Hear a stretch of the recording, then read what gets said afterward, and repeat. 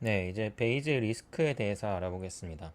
우리가 지금까지 다룬 프리퀀티스트 접근법과는 달리 베이지안에서는 매개 변수 세타 자체를 확률 변수로 취급합니다. 일반적으로 데이터 x라는 것을 생성하는 자연의 참 상태 세타는 알려져 있지 않습니다. 따라서 우리는 세타에 대한 사전 확률 파이 제로 세타라는 것을 가정하는 것입니다. 그래서 이것은 마치 우리가 어떤 사건이 일어날 확률에 대해서 이제 사전에 가지고 있는 믿음과 같다라고 할 수 있습니다.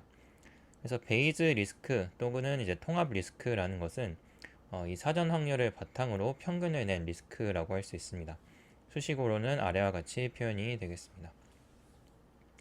이 식을 보게 되면은 일단 파이 제로 세타라는 것은 세타에 대한 사전 확률이 되겠고요.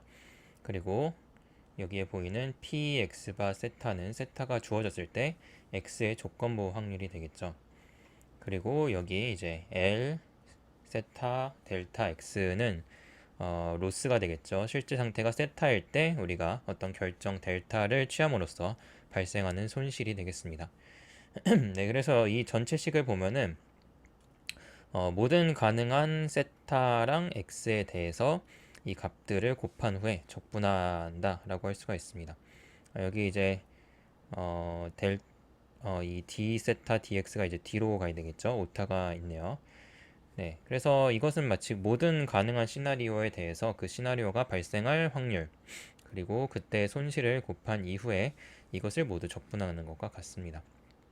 예를 들어서 날씨 예보를 생각했을 때 다양한 날씨 상황 세타에 대해서 사전 확률을 우리가 정보를 가지고 있고 이 상황에서 관측될 수 있는 데이터 X의 확률 그리고 각 상황에서 특정 예보를 했을 때 손실을 알고 있다라고 가정을 했을 때 이 베이즈 리스크는 이 모든 경우를 고려한 평균적인 손실을 이렇게 적분을 통해서 계산하는 것입니다. 베이즈 추정량이라는 것은 이 베이즈 리스크를 최소화하는 결정 규칙이 되겠습니다. 수학적으로는 이 아래와 같이 표현을 할 수가 있게 되겠고요. 그래서 델타가 어떻게 결정이 되냐면은 이 알금인 A로 결정이 되는데 우리가 이 오른쪽에 있는 얘를 통해서 결정을 한다라고 할 수가 있습니다. 여기서 이 P X바 세타 얘는 데이터 얘가 아니라 얘가 되겠죠. 얘 P 세타바 X P 세타바 X는 데이터 X가 주어졌을 때 세타의 포스테리어가 되겠습니다. 결과적으로 이 프라이어랑 라이클리우드 얘의 곱이 이제 포스테리어가 되니까요. 위의 식을 아래의 식으로 간단하게 고쳤을 수가 있게 되겠고요. 그래서 보게 되면은 우리가 이 그 사후 확률 포스테리어랑 로스를 곱해가지고 우리가 그거를 이제 세타에 대해서 적분을 한 값이 되겠습니다. 그거를 최소화하는 A를 결정을 해서 그게 바로 우리가 델타 X로 삼겠다라고 하는 것이 되겠죠. 그래서 이것은 결국에 우리가 이 로스를 알고 있고 그 상황에서 세타가 어떻게 존재할지 그 존재하는 확률의 분포에 대해서도 알고 있고 그렇다면은 그 세타가 존재할 확률 분포랑 로스랑 곱해서 걔를 이제 세타에 대해서 적분을 하게 되면은 우리가 로스에 대해서 이제 가중 평균을 냈다라고 볼 수가 있겠죠. 세타가 존재할 확률에 대해서 로스에 대한 가중 평균을 구하는 것이 되겠습니다.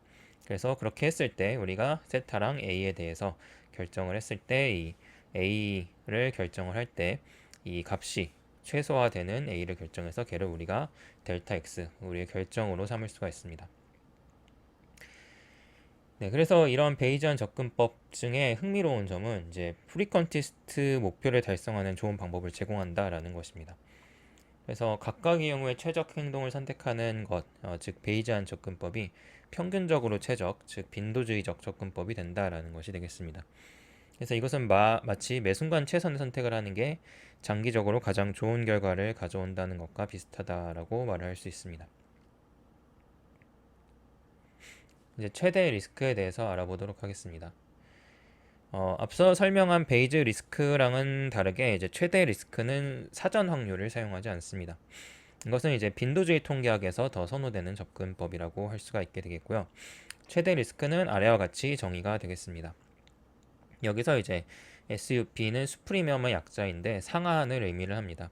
그래서 이것은 모든 가능한 세타에 대해서 최악의 경우의 리스크를 고려해서 걔를 Rmax 델타로 삼겠다 라는 게 되겠습니다. 그래서 쉽게 말해서 가장 불리한 상황에서의 리스크를 측정해서 걔를 Rmax라는 리스크로 두겠다라고 하는 것이 되겠습니다. 이 Rmax가 바로 최대 리스크, 맥시멈 리스크가 되겠고요.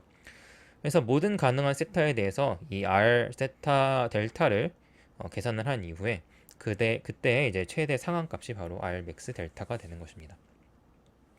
그래서 이를 이해하기 위해 간단한 예시를 들어보면은 예를 들어서 이제 우산을 가지고 갈지 말지를 결정해야 하는 상황을 생각할 수 있습니다. 이 맥시멈 리스크 접근법은 비가 올 경우 우산을 안 가져가면 얼마나 큰 손해를 볼까, 비가 안 올 경우 우산을 가져가면 얼마나 불편할까 중에서 더 큰 값을 고려한다라고 할 수 있습니다. 그래서 즉 최악의 상황에 대비하는 전략이라고 할 수 있습니다. 그래서 최대 리스크를 최소화하는 결정 규칙을 우리가 미니맥스 추정량이라고 부릅니다. 그래서 미니맥스 추정량이라는 것은 이 최대 리스크를 최소화하는 결정 규칙이 되겠고요. 그래서 이 화면에 보이는 빨간 실선이 바로 이 델타 1의 리스크다. 그렇게 부를 수 있고요. 파란 점선이 델타 2의 리스크 함수가 되겠습니다. 그래서 우리가 이때 최대 리스크는 바로 이 파란색 실선이 가장 높을 때 이제 델타 2의 최대 리스크가 되겠고요. 그리고 반대로 빨간색 실선이 가장 높을 때가 이제 최대 리스크가 되겠죠. 둘 중에서 이제 최대 리스크가 더 낮은 것은 바로 빨간색 실선이 되겠습니다. 그렇기 때문에 델타 1이 더 좋은 선택이다. 즉 이제 최대 리스크를 최소화할 수 있기 때문에 더 좋은 선택이다가 되겠습니다. 그래서 맥시멈 리스크를 최소화하는 전략이 바로 이 미니맥스 추정량이 되겠고요. 그래서 미니맥스 추정량에 따라서는 빨간색 실선 즉 델타 1이 더 좋은 전략이다라고 할 수가 있습니다. 네, 그래서 이 미니맥스 추정량이라는 것은 직관적으로 굉장히 매력적이지만 왜냐면 이제 최악의 상황에 대비하는 전략이기 때문이죠. 하지만 이 접근법에는 몇 가지 단점이 있습니다. 첫 번째로는 계산하기 어려울 수 있고요. 왜냐면 모든 가능한 세타에 대해서 리스크를 계산을 하고 그중 최대값을 찾는 것이기 때문이죠. 또 이제 매우 비관적인 접근 방법입니다. 이제 항상 최악의 경우를 가정하니까요. 평균적인 상황에서는 다른 방법들보다 성능이 떨어질 수 있습니다. 실제로 미니맥스 추정량이라는 것은 가장 불리한 사전 확률 하에서 베이즈 추정이랑 동등하다라고 할 수 있습니다. 이것은 마치 이제 자연이 우리에게 적대적이라고 가정하는 것이랑 똑같습니다. 그리고 대부분의 실제 상황에서 이런 극단적인 가정은 비합리적일 수가 있습니다. 예를 들어서 동전 던지기에서 항상 우리한테 불리한 쪽으로 동전이 나온다라고 가정하는 것은 현실적이지가 않게 되겠죠. 그래서 미니맥스 추정량은 리스크에 매우 민감한 상황, 예를 들어서 안전 문제라든지 금융 리스크 관리 등에서 주로 사용이 됩니다. 하지만 일반적인 상황에서는 베이즈 추정량이나 다른 방법들이 더 적합하다라고 할 수 있습니다.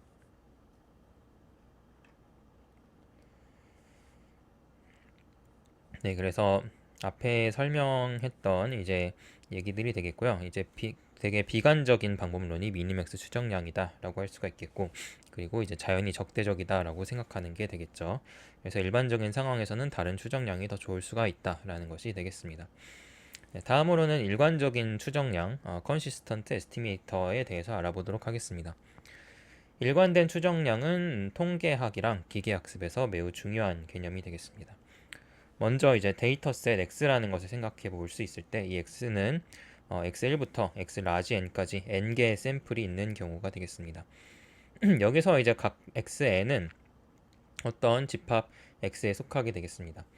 그래서 이것은 우리가 이 확률 분포 px 바 세타 스타라는 확률 분포에서 독립적이고 동일하게 IID 컨디션을 만족시키면서 생성이 되는 그러한 표본들이라고 할 수가 있습니다. 여기서 세타 스타는 우리가 알고 싶어하는 실제 매개 변수인데 실제로는 알 수 없는 그 매개 변수가 되겠죠. 그래서 추정하고자 하는 대상이 되겠습니다. 그래서 쉽게 생각해 보면은 동전 던지기 실험을 생각을 해보면은 이 x 이 라지 x라는 것은 앞면, 뒷면이라는 표본 공간을 의미합니다. 그래서 관측될 수 있는 앞면, 뒷면으로 이렇게 두 가지 원소로 이루어진 이 집합이 바로 이 x가 되겠고요. 그리고 이 각각의 xn, 그러니까 x1, x2 이런 식으로 xn까지 있는데 얘네들은 뭐 앞면이나 뒷면이 되겠죠. 앞, 뒷, 뭐 앞 이런 식으로 각각의 값들이 이렇게 둘 중에 하나가 될 것입니다. 그리고 이 세타 스타라는 것은 동전의 앞면이 실제로 나올 확률이 되겠습니다. 그래서 이 세타 스타를 우리는 모르지만 이 값을 추정하고 싶은 것이죠. 근데 여기서 중요한 개념이 하나 있는데요. 바로 식별 가능성이라는 개념입니다. 그래서 모델이 식별 가능하냐라는 것은 얘라면은 이제 바로 얘가 된다라는 의미가 되겠습니다. 그래서 px바 세타라면은 px바 세타 프라임이다. 이걸 만족시킬 때 바로 세타는 세타 프라임이다 라는 의미가 되겠습니다. 그래서 이게 바로 식별 가능성을 나타내는데 이것의 의미는 쉽게 말해서 서로 다른 매개 변수는 서로 다른 확률 분포를 만들어낸다 라는 뜻이 되겠습니다. 그래서 매개 변수가 다를 때에는 확률 변수가 다르다. 그게 바로 모델의 식별 가능성이다 라고 이제 부르는 것이고요.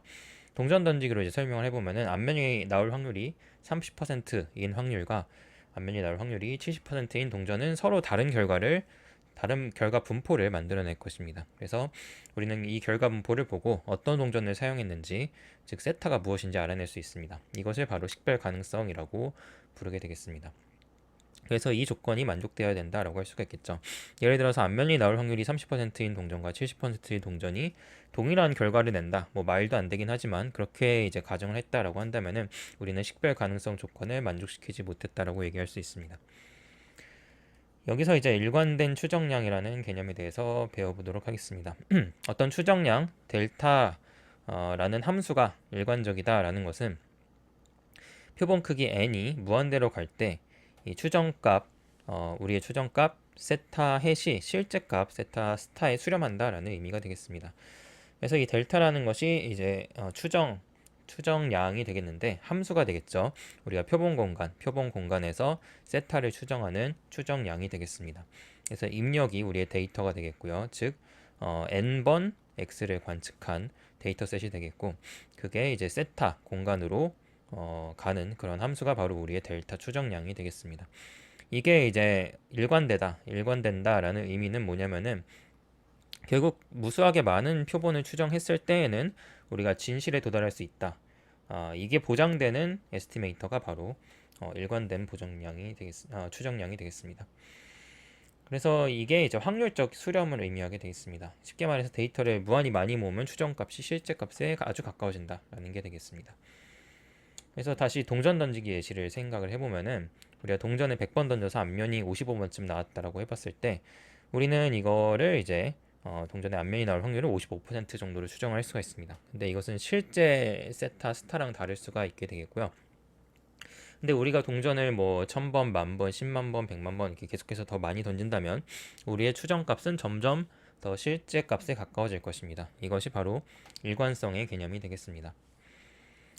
약간 흥미로운 점은 일관된 추정량이 바로 영일 로스 손실을 최소화하는 것과 동등하다라는 것이 되겠습니다. 그래서 영일 로스의 손실은 앞에서 봤듯이 이런 식으로 정의가 되는데요. 그래서 인디케이터 펑션을 이용해서 영일 로스를 이제 계산을 했을 때 우리가 이 영일 손실을 최소화하는 것이 일관된 추정량과 동등하다라고 할 수가 있습니다. 그래서 이 개념을 이해하기 위해서 관역 맞추기를 생각을 해봤을 때 우리가 영일 손실은 관역의 중심을 정확히 맞추면 0점, 그 외에 어느 곳에 맞추더라도 1점을 부과하는 것 같습니다. 그래서 일관된 추정량은 표본 크기가 점점 커질수록 점점 더 자주 관역의 중심을 맞춘다라고 할 수가 있게 되겠습니다. 일관된 추정량의 대표적인 예로는 MLE가 있습니다. MLE는 주어진 데이터에 대해서 라이클리오드를 최대화하는 매개 변수를 선택하는 것이죠. 그래서 이게 바로 MLE가 바로 그 데이터 표본이 많이 주어졌을 때 표본이 많이 주어진다라는 게 가정됐을 때에는 우리가 추정한 값이 실제 값과 일치할 가능성이 높아진다라는 것이 보장된 일관된 추정량이 되겠습니다. 네, 이제 언바이어스드 추정량과 일관된 추정량의 차이에 대해서 알아보도록 하겠습니다. 이 두 개념은 사실 다른 개념인데 혼동을 일으킬 때가 많습니다. 예를 들어서 어떤 추정량은 언바이어스일 수 있지만 일관되지 않을 수 있다는 것을 이해해야 됩니다. 예를 들어서 이런 이그젬플이 있을 수가 있는데요. 얘는 이제 데이터의 마지막 값을 추정량으로 쓰는 게 되겠습니다. 그래서 가장 최근에 관측된 데이터를 그냥 우리가 추정한 값으로 쓰는 게 되겠죠. 그래서 이 추정량이 실제 평균 뮤에 대해서 언바이어스 되어 있다라는 것을 쉽게 확인할 수가 있습니다. 왜냐하면 기대값이 뮤이기 때문이죠. 그래서 이렇게 만든 에스티메이터는 기대값이 뮤이기 때문에 언바이어스 되었다라는 것을 쉽게 확인할 수 있습니다. 하지만 이 추정량은 일관되지는 않죠. 왜냐하면 이 추정량의 샘플링 분포는 표본 크기가 커져도 고정된 값으로 수렴하지 않기 때문입니다. 그래서 주사위 던지기를 한다라고 했을 때 우리가 주사위를 100번 던져서 평균을 추정한다라고 해봅시다. 근데 이 추정량은 단순하게 우리가 100번째로 던진 결과만을 사용을 합니다. 기대값은 분명 3.5로 언바이어스 되어 있지만 실제 값은 우리가 1부터 6까지 균등하게 분포할 것입니다. 그래서 이것은 실제로 언바이어스 되어 있지만 컨시스턴시는 보장되지 않죠. 그래서 표본의 개수를 엄청나게 많이 늘리더라도 3.5로 수렴하지 않고요. 이제 1부터 6까지 어느 숫자로 나오게 되겠습니다. 그래서 이런 극단적인 이그젬플을 보면은 어떤 추정량은 언바이어스일 수도 있지만 컨시스턴시 하진 않다라고 할 수가 있게 되겠습니다. 반면에 이제 표본 평균은 언바이어스이면서 동시에 컨시스턴시한 모델이 되겠습니다. 그래서 표본 평균은 모든 데이터를 사용하니까 데이터가 많아질수록 실제 평균에 가까워지게 되겠습니다. 그래서 여기서 한 가지 의문이 들 수가 있는데 컨시스턴트한 게 중요한가? 이런 의문점이 들 수가 있습니다. 사실 이제 일관성이라는 것은 좀 제한적인 유연성을 가지고 있습니다. 그래서 실제 데이터셋이 우리가 선택한 모델에서 나오지 않기 때문에 이제 실제로 그 데이터랑 우리가 선택한 모델의 그 일관성이랑 이제 보장되지 않기 때문에 이제 일관성이라는 게 그렇게 중요한 개념은 아닐 수도 있습니다. 그래서 우리의 모델링이, 즉 우리가 선택한 모델이 실제 세계를 잘 반영하지 않을 경우에 우리가 아무리 잘 세타를 추정한다라고 하더라도 그게 이제 세타 스타에 가까워질 것이다 라는 것이 이제 보장되지 않을 수도 있다라는 것이죠. 그래서 우리가 선택한 모델이 현실을 완벽하게 표현하지 못할 때 그런 것이 이제 일관성이 보장되지 않기 때문에 모델의 일관성이 보장되어도 결국에는 그 현실이 모델을 이제 잘 반영하지 못한다. 그러니까 모델이 현실을 잘 반영하지 못한다라고 한다면 모델의 일관성이 아무 없을 수 있다라는 것이 되겠습니다. 실제로 더 유용한 것은 뭐냐면은 바로 경험적 분포랑 추정된 분포 사이를 최소화하는 추정량이 되겠습니다. 그래서 경험적으로 우리가 관측한 분포랑 추정된 분포를 최소화하는 게 바로 더 유용한 접근법이 되겠고요. 그래서 관측한 데이터의 분포랑 우리 모델이 예측하는 분포가 최대한 비슷해지도록 하는 것이 되겠습니다. 이런 차이를 측정하는 방법 중에 하나로 KL 발산을 사용할 수 있습니다. KL 발산은 이제 두 확률 분포 간의 차이를 측정하는 방법이 되겠고, 결국 KL 발산을 최소화하는 게 MLE를 하는 거랑 동일해지게 되겠습니다. 네, 다음으로는 허용 가능한 추정량에 대해서 알아보도록 하겠습니다. 그래서 이 개념은 추정량을 비교하는 데 중요한 역할을 하게 되겠습니다. 먼저 이제 델타 1이 델타 2를 도미네이트한다, 즉 지배한다라는 것이 무엇을 의미하는지 알아보도록 하겠습니다. 이것은 모든 세타에 대해서 우리가 이 부등식이 성립한다라는 의미가 되겠습니다. 그래서 여기서 R은 리스크 함수가 되겠고요. 즉 델타 1이 델타 2를 도미네이트한다라는 의미는 리스크가 모든 세타에 대해서 더 작다라는 의미가 되겠습니다. 그래서 이를 약간 쉽게 이해하기 위해서 두 명의 투자자를 생각해 볼 수 있습니다. 그래서 얘는 투자자 1, 얘는 투자자 2라고 생각했을 때 만약에 투자자 1이 투자자 2를 도미네이트 한다라는 것의 의미는 모든 시장 상황에서 A의 첫 번째 투자자의 손실이 두 번째 투자자의 손실보다 항상 작거나 같다는 것을 의미합니다. 그래서 시장 상황이 어떻든 간에 우리가 첫 번째 투자자가 더 손실이 적다라고 했을 때 우리가 첫 번째 투자자가 두 번째를 도미네이트 한다라고 얘기를 할 수 있습니다. 만약에 이제 어떤 세타 스타에 대해서 이 부동어가 엄격하다, 즉 이제 등호가 성립하지 않는다라고 했을 때는 이를 엄격한 지배다라고 부릅니다. 그래서 이런 부동어가 성립하지 않을 때를 strict dominate 한다라고 부르게 되겠고요. 그래서 이 투자자 예시에서는 이제 A가 항상 B보다 더 확실히 나은 성과를 낸다라는 것을 의미를 합니다. 그래서 이때 허용 가능한 추정량의 의미는 뭐냐면요. 허용 가능한 추정량은 어떤 다른 추정량은 그 허용 가능한 추정량은 어떤 다른 추정량에 의해서도 엄격하게 지배되지 않는 추정량을 의미를 합니다. 그래서 그보다 항상 더 나은 추정량이 존재하지 않는 추정량이다라고 부를 수가 있게 되겠고요. 그래서 이것은 모든 허용 가능한 어떤 결정 규칙이 있을 때 그것은 어떤 기술적 조건 하에서 베이지안 결정 규칙과 동등하게 되겠습니다. 그래서 결국 베이지안 결정 규칙이 이제 허용 가능한 결정 규칙과 어떤 유사한 효과를 낸다라고 할 수가 있습니다. 그래서 구체적인 예를 들면은 평균을 추정을 할 때 우리가 중앙값은 허용 가능한 추정량이 아닙니다. 왜냐면은 표본 평균이 항상 더 낮은 리스크를 제공을 하기 때문에 그렇게 되겠죠. 특히 정규 분포를 따르게 되면은 우리가 미디안보다 민이 더 낮은 리스크를 제공을 합니다. 근데 이제 그 가우시안 라이클리후드를 이제 생각을 했을 때 가우시안 라이클리후드랑 MSE 하에서도 이 표본 평균 민조차도 항상 허용 가능한 추정량은 아니다라는 것이 되겠습니다. 이것은 뭐 스테인의 역설로 알려져 있고요. 이 역설은 이제 3차원 공간에서 나타나는 형상이 되겠습니다.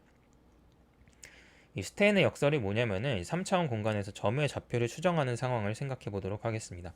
예를 들어서 뭐 우주에 있는 행성의 위치 x, y, z의 좌표를 이제 x, y, z를 추정한다라고 했을 때 우리가 이 경우에 대해서는 표본 평균보다 더 나은 추정량이 존재할 수 있다는 게 스테인의 역설이 되겠습니다. 그래서 이런 것은 직관과 상반되는 결과가 되겠고요.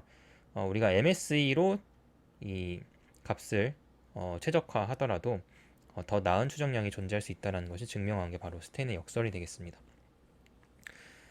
그래서 직관과 상반되는 결과인데 왜냐하면 2차원 이하의 공간에서는 표본 평균이 항상 최선의 선택이었는데요. 3차원 이상에서는 그렇지 않다라는 것을 보여주게 되겠고요. 그래서 이것은 고차원 공간에서는 추정이 저차원 공간과는 다른 특성을 가질 수 있음을 보여주게 되겠습니다. 다음으로 허용 가능성의 한계에 대해서 얘기해 보겠습니다. 그래서 허용 가능성이라는 것이 실제로 얼마나 제한적일 수 있는지 이것을 이해하는 내용이 되겠고요. 구체적인 예를 들어보면은 이 x가 평균이 세타이고 분산이 1인 정규분포를 따를 때 우리가 제곱 손실 하에서 세타를 추정한다라고 가정을 해봅시다. 즉 예가 되겠고요. x는 가우시안 분포인데 평균이 세타이고 분산이 1인 경우를 따른다 라고 했을 때 뭐 예를 들면은 우리가 제품의 실제 무게 세타라는 것을 알고 싶은데 측정할 때마다 표준 편차 1의 오차가 나는 상황이랑 비슷하게 되겠습니다. 이때 우리가 추정량 델타라는 것을 이제 컨스턴트라는 것을 뒀을 때 얘가 바로 허용 가능한 추정량이라는 것을 증명을 할 수가 있습니다. 그래서 이 추정량은 데이터와 상관없이 우리가 어떤 일정한 추정량 세타 제로를 반환하는 것인데요. 뭐 이게 사전 정보일 수도 있고요. 그냥 우리가 찍는 수치일 수도 있죠. 그래서 측정 결과와 상관없이 우리가 항상 이 제품의 무게는 100g입니다 라고 말하는 것과 같게 되겠죠. 이것을 증명하는 과정은 아래와 같은데요. 우리가 이 세타 제로일 때, 즉 세타 스타가 세타 제로일 때는 리스크가 0이 되겠죠. 왜냐면 추정값이 항상 정확하기 때문에 리스크가 0이 되겠고요. 그래서 운 좋게 실제 제품의 무게를 정확하게 맞췄을 때 리스크가 0이 되겠습니다. 그리고 다른 추정량 델타 2가 존재한다라고 했을 때 이 델타 2는 이런 식으로 계산이 되겠죠. 그래서 실제 이 추정량과 우리가 찍은 추정량과 델타 2에 대해서 얼마나 벗어나 있는지를 제곱 오차로 계산을 하고 그걸 실제 관측된 데이터의 확률 값으로 마지널링을 한 게 되겠습니다. 그래서 이 추정량 델타 2가 우리가 예측한 세타 제로에서 얼마나 벗어나는지를 평균적으로 측정하는 게 되겠죠.